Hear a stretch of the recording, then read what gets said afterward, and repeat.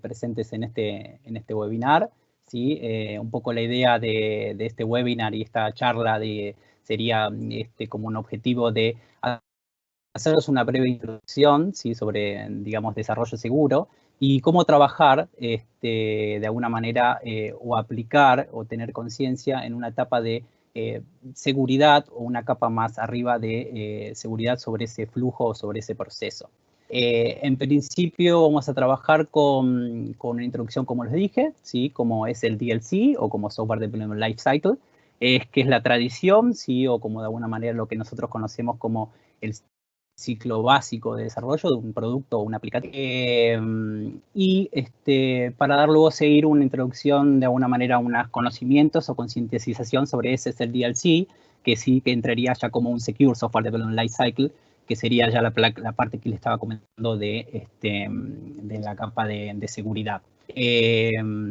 Bueno, un poco hay que tener en este contexto una mirada holística, ¿sí? En el sentido de trabajar cuando uno va a desarrollar, trabajar tanto en la parte de inside the box o como outside the box, es un término que nosotros usamos más que nada para tener en cuenta esta mirada holística, ¿sí? Uno cuando, por ejemplo, en inside the box trabaja con la parte de decodificación y demás, cuando luego pasa a la etapa de producción, sí, hay que tener en cuenta también el outside the box y tener en cuenta las etapas de seguridad de mantenimiento, ¿sí? Ya sea vulnerabilidades de las webs o pentesting o penetration testing para estar seguro de ese producto o aplicativo.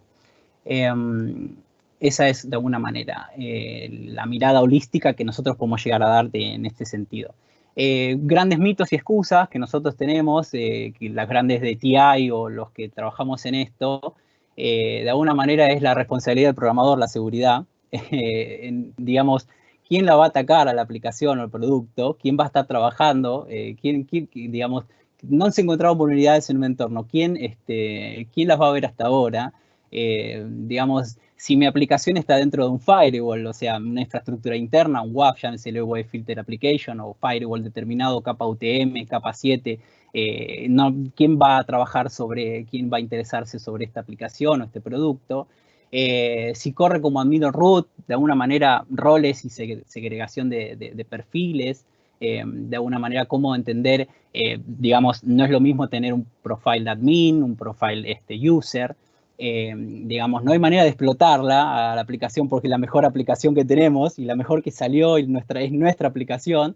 Y también hay un punto un poco más que quiero hacer hincapié en el tiempo y dinero, en incluir la seguridad en este desarrollo, ¿sí? Es muy importante tener el conocimiento del ciclo de vida de desarrollo, pero también tener el conocimiento de producto web. Generalmente para pensar, ¿no es cierto?, en base a eso que estaba mencionando y en base a lo que es, digamos, la mirada de Inside the Box, por ejemplo, si tu empresa gasta más café de seguridad de TI, serás hackeado. Es más, merecerás ser hackeado con la ironía de Eric Raymond o RS o SR, que es, digamos, el iniciador de todo lo que es código libre.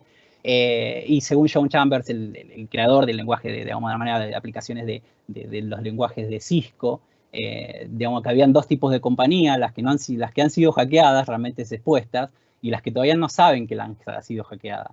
De alguna manera, como siempre, corremos el riesgo de ser hackeados, por así decirlo, un tono un poco más irónico. Vamos a entrar un poquito a lo que vamos a estar debatiendo de SDLC, ¿sí? Al ciclo de desarrollo. No entramos todavía al ciclo de vida en ámbitos distintos o distintos contenidos, como puede ser toma de requerimientos, diseño, desarrollo y codificación, como un entorno QA o testing, implementación y el mantenimiento.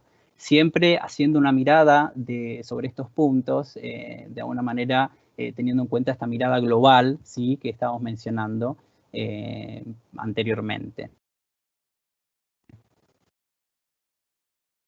Como verán, de alguna manera se sigue esto en pie y cuesta más o es más costoso, de alguna manera, trabajar la seguridad en un entorno productivo, ¿sí? Acá lo que hay que tener en cuenta es que es más barato, ¿sí? De alguna manera, o es digamos, más beneficioso trabajar en el inicio de la aplicación, ¿sí? De alguna manera en la fase de diseño, cuando uno está por diseñar esa aplicación, y no en la etapa de producción. ¿Sí? Por la etapa de producción, de alguna manera ya está jugándote a que como salió rápido y porque el tiempo no te alcanzó y porque no tenías costos para la aplicación y sacamos la aplicación sale y al fin y al cabo sale más caro el costear, digamos, la parte de seguridad una vez en producción el producto de la aplicación. Así que bueno, eso es como una intro del ciclo básico, por así decirlo, de lo que es el desarrollo. Y ahora voy a introducir a David, ¿sí? A mi compañero, como para que entre un poquito más en las etapas y les cuente, digamos, les cuente las formas de ver la capa de seguridad sobre este desarrollo. ¿Cómo estás, David? Buenas tardes. Hola, Fede. Todo bien, gracias a Dios. Muchas gracias por la intro que nos hiciste de todo este ciclo de vida del desarrollo de software. Y bueno, entonces continúo con el tema. Ahora entramos un poco con el tema del desarrollo del ciclo de vida del desarrollo de software, con todo lo que tiene que ver en la seguridad en las diferentes etapas que tenemos. Hoy en día, en el desarrollo de seguro de software, existen varios estándares o documentaciones en las que se apoyan las diferentes metodologías. Esto para poder implementar todas las medidas preventivas y correctivas que correspondan. Entre estas tenemos a PCI, a ISO, a Microsoft, a BSIM, al NIST, a OWASP, a Oracle y al SEI. A esas por mencionar algunas. Si bien estas no son todas, son un ejemplo pues de lo que tenemos hoy por hoy. Algunos de estos estándares, dependiendo del modelo de negocio de cada empresa, pueden llegar a ser normativos u obligatorios según corresponda. Y también podemos crear nuestro propio estándar tomando como punto de partida secciones de uno de ellos o de varios estándares. Durante el análisis de requerimientos, se pueden identificar diversas características que derivarán en los requerimientos de seguridad del software. Pero para esto hay que tener en cuenta algunas buenas prácticas o hacernos ciertas preguntas como lo son la arquitectura de la aplicación. La aplicación que vamos a desarrollar va a correr en una arquitectura cliente-servidor o va a ser una aplicación de escritorio. Tenemos que también tener en cuenta la plataforma donde correrá la aplicación, si va a ser una aplicación para un computador o para un teléfono celular o para una tablet o bueno. También tenemos que tener en cuenta los tipos de datos que se van a almacenar o que se van a transferir, si son confidenciales o públicos, o qué requerimientos de compliance con normativas y marcos regulatorios va a cumplir, si vamos a regular SOX, o vamos a trabajar con PCI o con la norma del BCRA, la 4609. Bueno, todas estas cosas hay que tenerlas en cuenta. También debemos segregar los perfiles, ver si vamos a necesitar administradores, usuarios finales, qué tipos de acceso le vamos a dar a cada perfil, si va a tener lectura, escritura, una VM de contratos o una VM de usuarios, por ejemplo, si tienen permisos de borrar datos de las plataformas. En fin, también tenemos que ver qué acciones tiene de acuerdo a esos permisos, si puede cambiar la configuración o arrancar o detener algún servicio que tengamos por dentro de la aplicación. Y también tenemos que empezar a levantar el requerimiento de la forma en la que se van a autenticar los usuarios. Si lo van a hacer por password o si van a utilizar tokens, si va a ser una autenticación de un factor o de múltiple factor.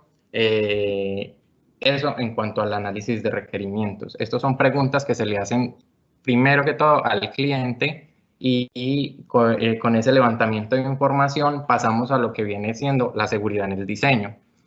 ¿Qué vamos a tener en cuenta en la seguridad del diseño? Bueno, ahora empecemos con unas buenas prácticas o consejos que debemos tener durante esta etapa. Como mencionamos anteriormente, en el análisis de requerimientos esta es la etapa más importante y es por ello que debemos ser muy cuidadosos con el levantamiento de información. Durante esta etapa se pueden identificar diversas características que derivarán en los requerimientos de seguridad del software que se va a desarrollar. Entonces, tenemos que tener en cuenta buenas prácticas como lo son la reducción de la superficie de ataque, el criterio del menor privilegio, fallar de manera segura, el criterio de defensa en profundidad, el diseño seguro de mensajes de error, que como lo pueden ver en la imagen que tenemos ahí de ejemplo, este va muy de la mano con fallar de manera segura, ya que en ambas se trabaja con los errores del software. En una se diseña cómo se muestran y en la otra se define qué información se muestra. Como pueden ver, este es un error interno del servidor y si bien estamos mostrándole al usuario que hubo un error, el problema que tiene esta imagen es que si se fijan en la parte de abajo, estamos dando a conocer el servidor en el que se está corriendo la aplicación, que sería un Apache, la versión de ese servidor. Le estamos dando información al usuario, además de que está corriendo sobre y que el servidor está en una IP y en una IP que también no la dan pública y en qué puerto está corriendo. Este tipo de información es información sensible que no le podemos dar al usuario ni a nadie, porque eso un atacante, un hacker, lo va a tener es como darle las llaves de la casa a un ladrón para que se nos meta. Y bueno, y cumpla su cometido. Entonces, hay que tener mucho cuidado en este tipo de cosas. Y bueno, otras buenas prácticas es el diseño seguro de la autenticación, que bien ya lo hablamos anteriormente, de múltiple factor, definir cómo hacer los tipos de contraseña. También tenemos que hablar de la separación de privilegios, cómo lo vamos a separar. Algo también súper importante que hay que hacer en esta etapa es el análisis de riesgos. Si bien tenemos que hacer una en estas etapas de diseño y levantamiento de requerimientos que son plenamente de planeación, debemos hacer un análisis de riesgos y bueno, ya entramos en detalle sobre esto. Y por último, otra buena práctica es la administración segura de información sensible. Como les mencioné, en el análisis de riesgos, lo bueno, bueno, la idea es hacer un modelado de amenazas. ¿Para qué? Para prevenir posibles vulnerabilidades más adelante. Entonces, esto consta de 6 etapas, por lo general, las cuales son identificar activos, descomponer la aplicación e identificar los componentes claves que va a tener la aplicación, determinar las amenazas de cada componente. Luego hay que asignar un valor y evaluar cada riesgo o amenaza. Luego de que tengamos estas amenazas evaluadas, vamos a ver cómo vamos a responder con estas amenazas, si vamos a mitigarlas o aceptarlas o evitarlas o transferirlas. Y por último, una vez tengamos todo esto analizado, vamos a ver qué controles aplicamos para mitigar todas estas amenazas. Luego pasamos a detectar, estos son algunas metodologías que nos pueden servir para detectar los agentes de amenaza. Como pueden ver, hay una metodología que es la de Stride, que bien nos puede ayudar a identificar amenazas en los componentes de un sistema, evaluando los diferentes componentes que ya tenemos identificados en estos diferentes tipos de ataques, como lo son la suplantación de identidad, la manipulación de datos, el no repudio, la divulgación de información, la denegación del servicio o la elevación de privilegios. Esta es una de las metodologías. Otra nos puede ser el árbol de ataque, que es una estructura de datos en forma de árbol, donde a partir de una amenaza que la planteamos como la raíz de este árbol, se identifican las diferentes causas u otras amenazas como ramificaciones de esta. Estos árboles se utilizan para modelar las posibles vías por las que se puede perpetrar un ataque. Y por último, otro ejemplo de metodología, esta nos sirve más para evaluar las amenazas, es el método DREAD, que bien significan sus iniciales, los datos potenciales, la capacidad de reproducción, explotabilidad, los usuarios afectados y la capacidad de descubrimiento. Esto simplemente nos ayuda a ponderar las amenazas. a darles un valor y un peso a todas estas amenazas. Pasamos ahora a la seguridad en la codificación. Una vez esté listo el diseño, le toca a los desarrolladores el turno de codificar todos los componentes previamente diseñados. En este punto es donde suelen incorporarse, en general, o por error o por omisión, distintos tipos de vulnerabilidades, las cuales las podemos partir en dos grupos. Las vulnerabilidades clásicas, que son las más conocidas y categorizadas, como las que nos muestra el OWASP Top 10, que son la inyección, el cross-site scripting, la pérdida de autenticación o el manejo inseguro de sesiones, entre otras, esas por nombrar algunas. Y también tenemos las vulnerabilidades no ligadas directamente a las aplicaciones, como el desbordamiento de buffer, la denegación del servicio, etc. Hoy por hoy, los frameworks de desarrollo son una buena ayuda en este punto, ya que se nos han vuelto como un intermediario entre el código y nosotros los desarrolladores.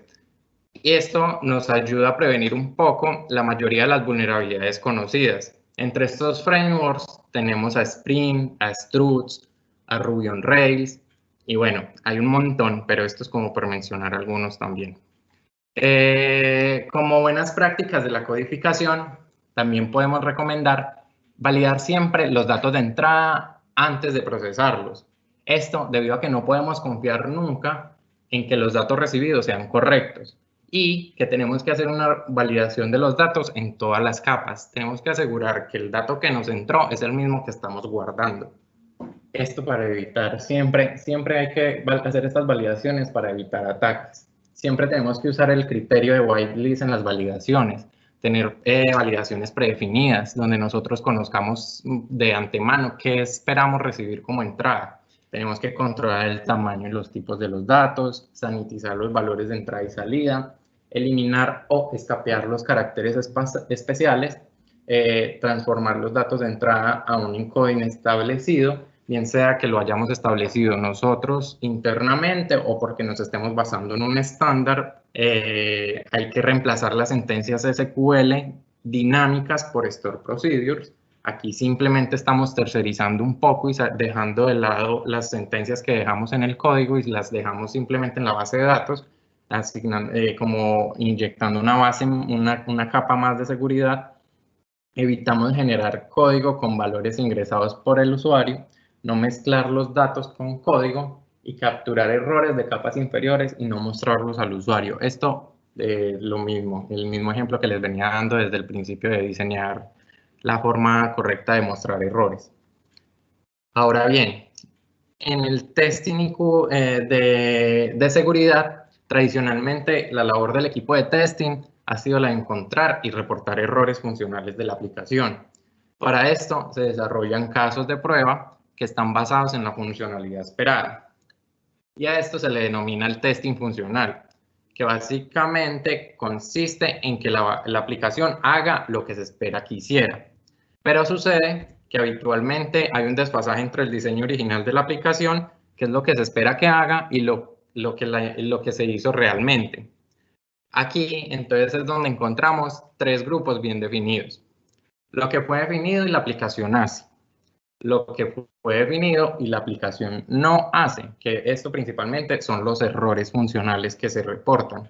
Y por último tenemos el grupo de lo que no fue definido, pero la aplicación hace, que son los bugs que se encuentran mediante los testing de seguridad.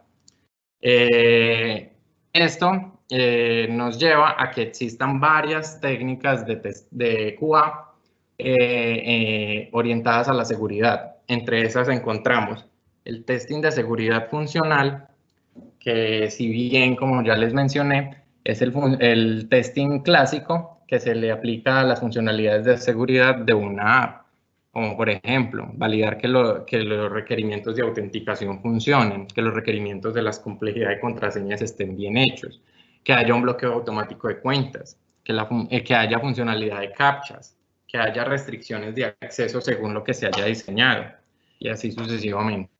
Luego encontramos otra técnica que es el testing de seguridad basado en riesgo, que es la técnica que se desprende del modelado de amenazas, donde la idea era identificar los riesgos asociados a ese software, identificar todas las interfaces de la aplicación Y de acuerdo a esto, la idea era generar casos de prueba sobre cada interfaz basado en la metodología Strike. Luego vamos con el testing con un cliente o servidor falso. La idea es implantar, que consiste en diseñar un cliente o server ad hoc. Esto quiere decir que vamos a simular un cliente o un servidor falso, pero que la aplicación va a reconocer como uno real. ¿Y esto para qué? Para que podamos enviar peticiones y respuestas incorrectas o inválidas, enviar peticiones o respuestas que estén fuera de orden, insertar delays arbitrarios y comportarse de manera al cliente o al servidor. Esto para ver cómo se comporta la aplicación, si está de verdad está respondiendo a este tipo de eventos. Luego tenemos otra técnica que son los test de estrés, que consisten en llevar la carga o funcionalidad de la aplicación al límite. Aquí la idea es generar una carga alta de peticiones o transacciones a la aplicación, mantener esta carga durante tiempos prolongados o simular un tráfico masivo intermitente. También para ver cómo se comporta la aplicación. Todos estos tests es para ver cómo se comporta la aplicación, si de verdad los casos de prueba que se definieron están corriendo como deben ser, si la aplicación no se está vulnerando, no está fallando, no se está reventando por ningún lado. Y bueno, otra técnica es el test de mutación de datos. Se testea la aplicación ingresando en sus interfaces datos mutados. ¿Cómo así? La idea de esto es que todos los campos que tenga para ingresar una aplicación, le cambiemos el signo, metamos diferentes tipos de datos, cambiemos la longitud de estos datos, que estén fuera de rango, que hayan metamos caracteres especiales, meter código, hacer incrustaciones de código JavaScript o SQL, o simplemente no meter nada y ver qué pasa. A eso se refiere el test de mutación de datos. Y por último, una técnica más es la revisión de código, que nos permite encontrar vulnerabilidades que son difíciles de detectar con otros métodos. Esta técnica lo que nos permite es encontrar las famosas backdoors o puertas traseras por donde se nos meten normalmente un hacker o alguien con experiencia en esto. Tenemos dos formas de atacar esta revisión de código. Por el whitebox, que es donde tenemos acceso al código, y entonces accedemos y leemos el código en busca de errores y vulnerabilidades. Esto es una tarea manual y conlleva tiempo y experiencia. Hay que saber de vulnerabilidades como para ver el código así leyéndolo en donde puede haber una falla. O tenemos el black box, que es mediante uso de otros métodos o herramientas. Aquí la idea es hacer un análisis de código con herramientas externas y ver esas herramientas qué vulnerabilidades nos presentan de acuerdo a la revisión establecida que haga cada herramienta. Pasamos a la seguridad en la implementación. Entonces aquí es donde una mala configuración al momento de implementar la aplicación nos podría echar a la basura la seguridad que se ha aplicado en las etapas anteriores. Tanto la aplicación como la infraestructura que la soporta deben configurarse de manera segura. Esto debemos tener en cuenta este tipo de cosas. El hardening de software de base, tenemos que hacer el cambio de usuarios o contraseñas iniciales que declaramos por defecto. Tenemos que hacer el borrado de datos que tenemos de prueba o cambiar los permisos que tenemos para esos usuarios de prueba. También tenemos que hacer, y es importante, mantener una correcta separación de los ambientes de desarrollo, ya que por lo general se recomienda tener tres separaciones, una para producción, una para testing o QA y la otra la de desarrollo, o bueno, como la quieran llamar. Y bueno, como buena práctica se recomienda que esté separado en esos tres. Y también hay que tener procedimientos de traspaso seguro de uno a otro de estos ambientes. Por último, administración de implementación y mantenimiento, que es que debemos tener en cuenta y actualizado el software con los diferentes patches o releases, y que también podemos firmar el código para asegurar que este no haya sido alterado o modificado. Eso es todo lo que tenemos de seguridad en el ciclo de vida del desarrollo de software. Y ahora, como para terminar, podemos tener una conclusión, una frase que debemos tener en cuenta, y esta es sacada del libro del arte de la guerra, que dice que conoce a tu enemigo y conócete a ti mismo, en 100 batallas nunca saldrás derrotado. Si eres ignorante de tu enemigo, pero te conoces a ti mismo, tus oportunidades de ganar o perder son las mismas. Si eres ignorante de tu enemigo y de ti mismo, puedes estar seguro de ser derrotado en cada batalla. Esto nos lleva a concluir que la seguridad viene de la mano de la conciencia y por eso adquirirla, explotarla al máximo y practicarla todos los días un poco más marca la diferencia. Como otra conclusión, tenemos que integrando la seguridad a lo largo de todas las etapas del ciclo de desarrollo del software, se ahorra tiempo y dinero. Esta es una buena excusa para que le lleguemos a los directivos y los convenzamos de por qué debemos aplicar la seguridad en el desarrollo de software. Y que la mayoría de las vulnerabilidades no se deben a errores de codificación, sino más bien a efectos del diseño o del planeamiento del software.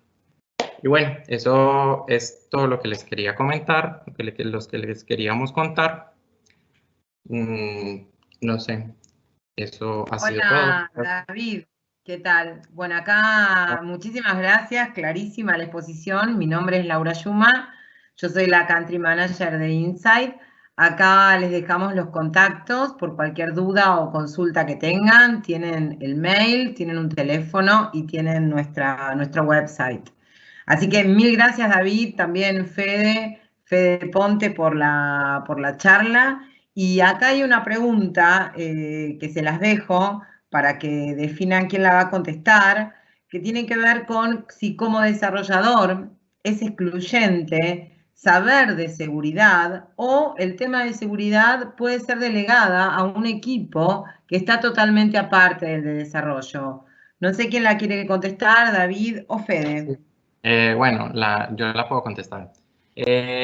Bueno, en este caso, sí, la verdad es que es excluyente que los desarrolladores deban saber de seguridad, puesto que si se desarrolla sin los conocimientos, unos conocimientos mínimos o base en cuanto a seguridad, estamos más inconscientes de la inyección de vulnerabilidades en el código.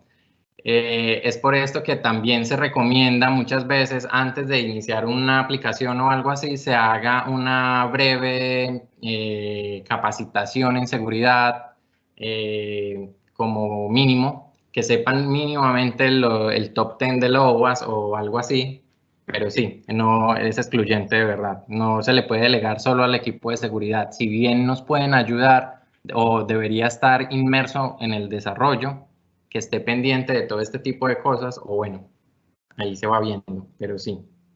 Excelente, mil gracias, David. Una pregunta más, creo que tenemos tiempo para una. La pregunta que acá hacen es, ¿qué beneficios trae el modelar las amenazas en la etapa de inicio, como vos comentaste? Claro, bueno, como beneficios, tenemos varios beneficios. El primero que todo está que podemos identificar las vulnerabilidades a las que se va a ver expuesta la aplicación antes de entrar a codificar. Si bien, como mencionó Fede, y pudieron ver, el costo de los errores en etapas productivas es muchísimo mayor a la inyección de códigos en etapas tempranas como lo son el diseño y la planificación. Y bueno, también que si tenemos un modelado de amenazas desde tempranas etapas, podemos evitar la inyección de vulnerabilidades en las etapas posteriores. Bueno, excelente. Y nos quedan 2 segundos para una más, que la pregunta es, ¿qué herramientas se pueden utilizar en la revisión de código? Bueno, para herramientas para la revisión de código, bueno, existen varias. Por mencionar está PMD, SonarQube, Keyone. Keyone está muy buena. Nosotros trabajamos con esta. Snyk, Pinebooks, Simian y bueno, Clover, Cobertura. Bueno, hay un montón de herramientas que nos pueden ayudar a la revisión de código y muchas de ellas se basan en estándares de vulnerabilidades y todo esto para identificar las vulnerabilidades que el código tenga. Entonces, no sé, ahí quedan. Bueno, excelente. Bueno, otra vez, mil gracias a todos los que se sumaron al webinar. Gracias, David, por la claridad. Gracias, Fede, también por la claridad en la exposición. Y bueno, los invitamos a que ingresen a nuestra página web y les recordamos que el martes próximo vamos a estar hablando sobre lo que tiene que ver con protección de datos personales. Así que gracias a los disertantes, gracias Antonella por la introducción y mil gracias a los participantes. Volvemos a estar en contacto el martes próximo. Saludos y cuídense. Por favor, gracias, que tengan buenas tardes. Hasta luego.